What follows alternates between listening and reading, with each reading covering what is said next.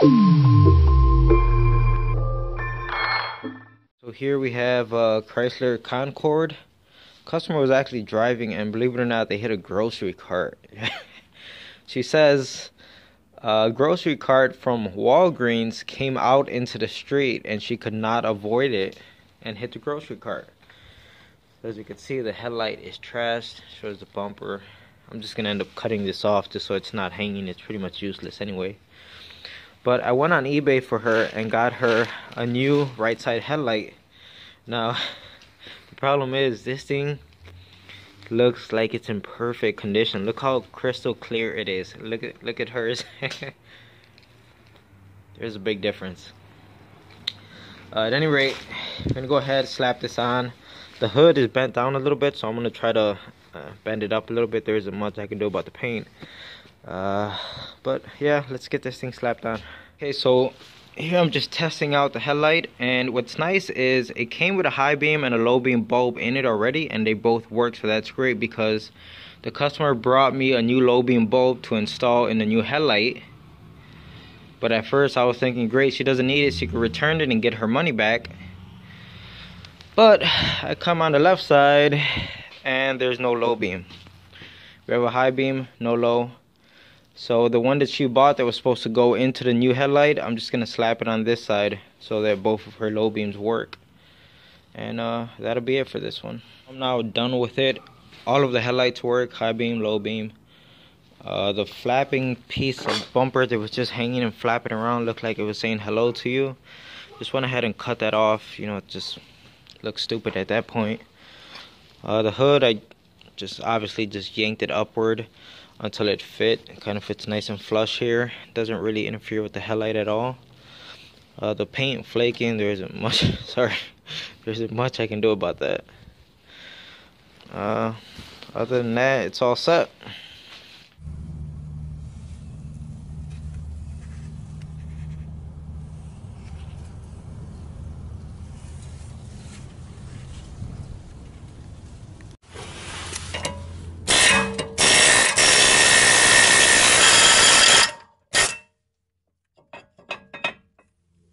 So we are back again with the Charger, the one that needed all that suspension work.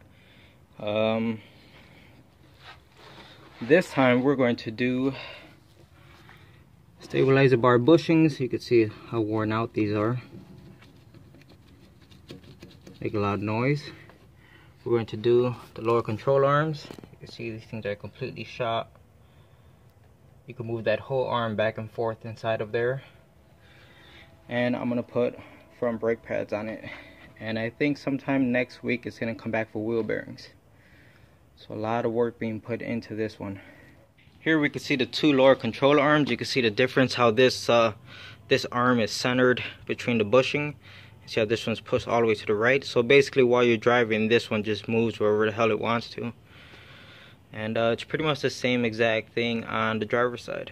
Explains the uneven pad wear and why the brake pedal feels like crap. The slide pin is completely seized. You can see how it's holding its own weight. And I've been here for a few minutes trying to work it back and forth. You gotta work it, trying to get it out. We'll get it all done. I got the new lower control arm in. It's not tight yet, of course. Gonna have to load the suspension before I tighten everything up. But it's actually going pretty smooth. Okay, so I chucked the caliper bracket inside of the sandblaster to clean up where the pads are gonna go. As you can see, I tried to get in here a little bit. You know, wasn't gonna go too crazy with it, but after that I hit it up with some brake parts cleaner. It looks nice and clean inside of there. I even chucked the pins inside of the sandblaster. There was just so much rust built up right here, so I got rid of all that and put some fresh grease on everything. We got a new hardware kit and our new pads. Should be okay now.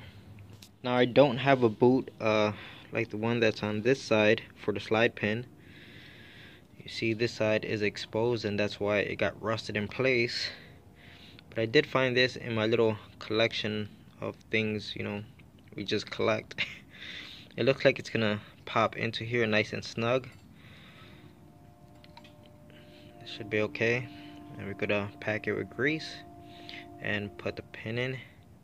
So it's not perfect, but it's better than nothing, and at least I'm trying. Okay, so I'm pretty much all done on this side, and I have to go repeat the same exact process on the other side. Now, of course, everything has to stay loose. Like I said, I tighten up everything once I'm completely done, and the sway bar cannot go back into place until I'm done with the lower control arm on the driver's side. But it's actually going really easy, and I appreciate that. Done for tonight. New upper control arm, new lower control arm, stabilizer bar bushings, stabilizer links,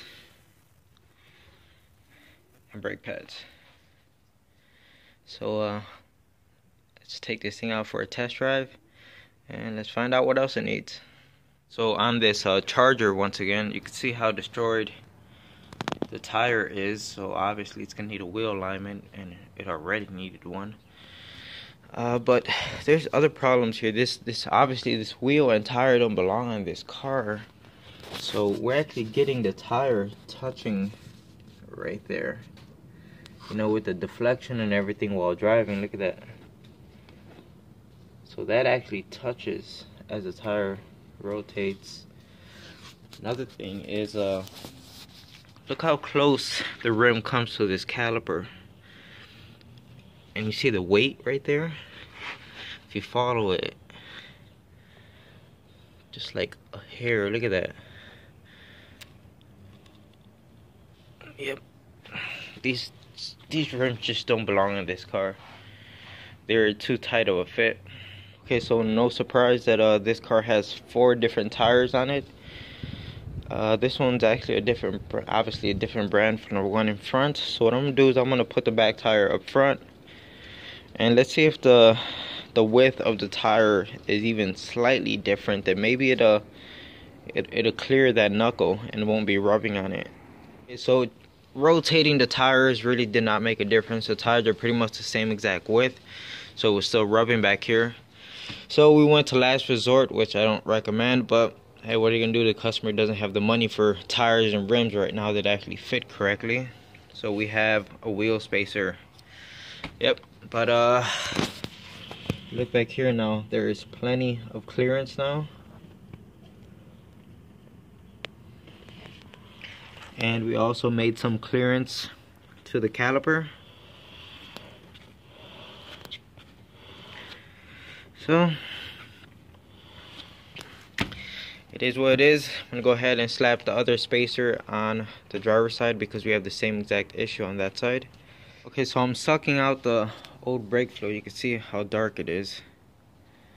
And now all I'm gonna do is fill this up. I'm not doing a complete brake flush or anything like that. And before anyone gets their panties in a bunch, I'm not being paid to do this or anything. I'm just, you know, being nice to the customer, and I saw how bad the fluid is, and just trying to get the brakes to feel a little bit better.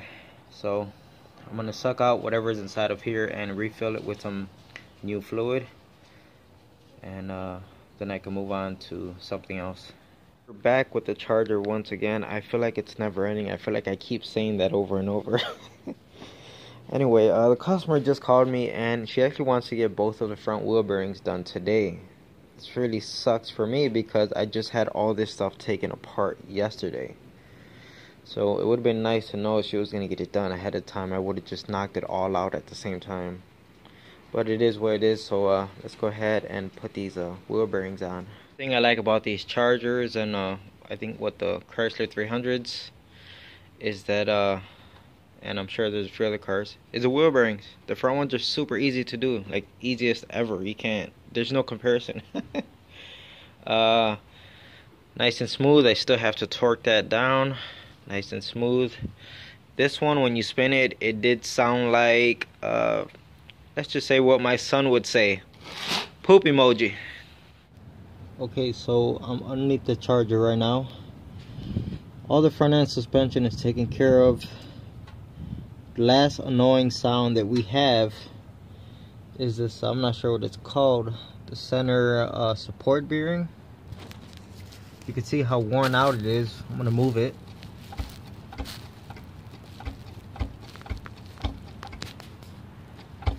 And this thing makes a crazy amount of noise when you're driving.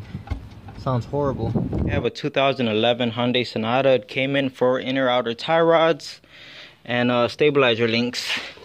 The thing is, once I took the links off, it came off pretty easy.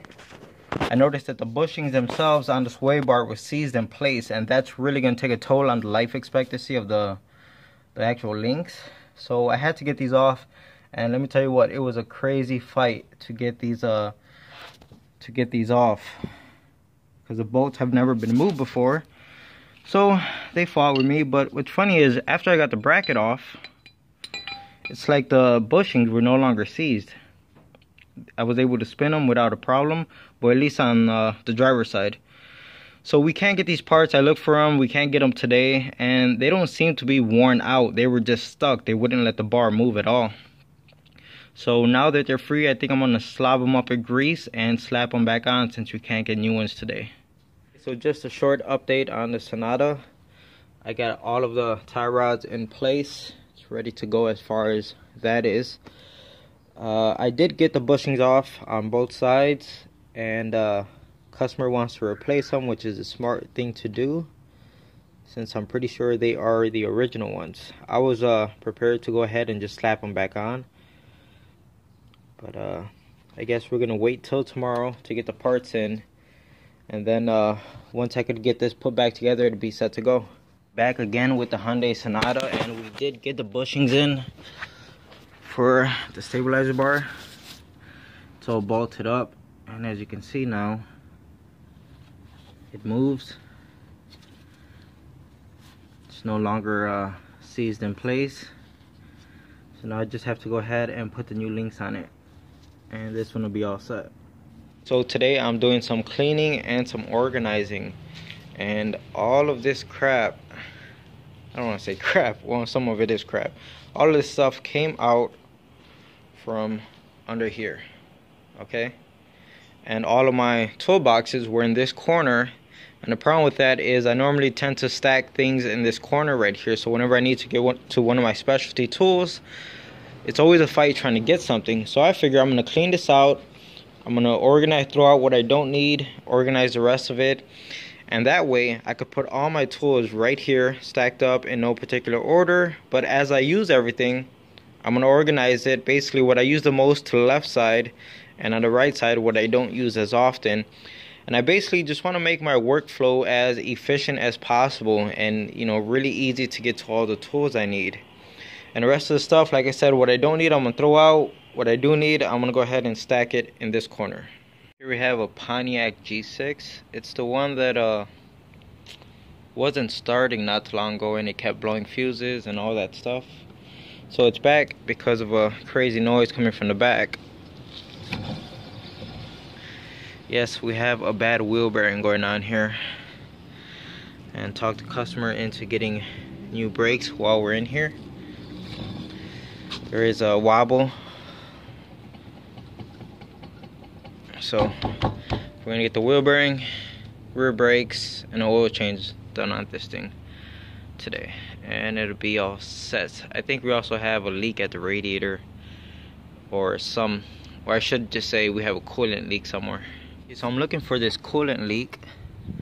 More or less we are holding pressure. It is dropping slowly, but look how wet everything looks around here. So I was expecting to see like a big leak somewhere, but I don't see it. It's not dripping out the bottom of the water pump, at least. Oh, and I gotta get a mirror. So just looking up there, I couldn't find anything, right? So I step away from the car and I see something dripping underneath it. Okay, it's definitely coolant.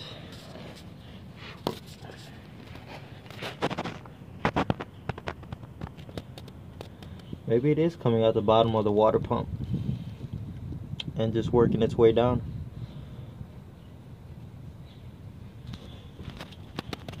Okay, so yeah, 100% confirmed it is the water pump. Let's see if I could get this. be tricky.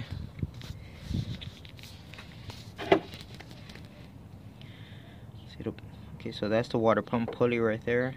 So that is the bottom of the water pump, and you can see how wet it is. So looks like this G6 needs a water pump, and the reason why all of this stuff is wet is simply because it's just you know, hitting the belt, and the belt is flinging it everywhere. You could even see on the hood. So needs a water pump. First day with my more or less organized tools, and I'm already liking it because I just pack up the tool I just finished using and go put it back in its spot. Look at that, like it was meant to be. Eric O would say, she's drier than a popcorn fart. I'm all done with the wheel bearing and the rear brakes on the Pontiac G6. I noticed the car has bad tires on it, and you could just see how bad the camber and the caster is on this vehicle. It looks pretty bad. It's not my problem, it's not what it's here for. But wheel bearing's done, rear brakes are done. Just gonna go ahead and get the oil change done, and it'll be set for today. Customer said he's gonna bring it back for tomorrow to get the water pump done because it's late and he needs the car back for tomorrow morning. So oil change, and that'll be it for this one. I want to hear your guys' opinion on this. Some woman just showed up, BMW SUV. She took it to a shop to get she paid them to diagnose her brake light, right? And they told her she needs rear brakes. So she paid them whatever. She calls me asking if I could do it. Yeah, sure, bring it over. I get the brakes done. Once I'm done, I go to clear codes and check what her check engine light's about, right? So once I put my scanner on it, I find out that there's actually codes for the front wear indicator. There was never any codes for the rear brake pads. So now she's asking me, well, why didn't you check it before you started working? Now, she wasn't upset or anything. She was just, you know, asking me, you know, because this kind of sucks for her. Now she has to do the front brakes. But I'm like, well, you took it to a shop. You paid them to diagnose it. And you said, I have the parts. I just want to get this done. And I said, sure, I'll do it. So I don't think I'm wrong here. Sounds like the shop misdiagnosed. I decided to just work outside instead of pulling this car into the garage. This is that Pontiac G6, the one I just did the wheel bearing on, and it's here for the water pump. And I'm, you know, I just about got everything taken apart. The water pump is ready to fall out, and of course we got the wrong part. So this sucks. Now I gotta wait for the customer to come pick it up and return it, exchange it, whatever. But he also did bring me the oil pressure sensor. So I think I'm just gonna go ahead and get started on that while I'm waiting, because it is just pouring oil like crazy out of it. So the new pressure sensor installed. There's the old one.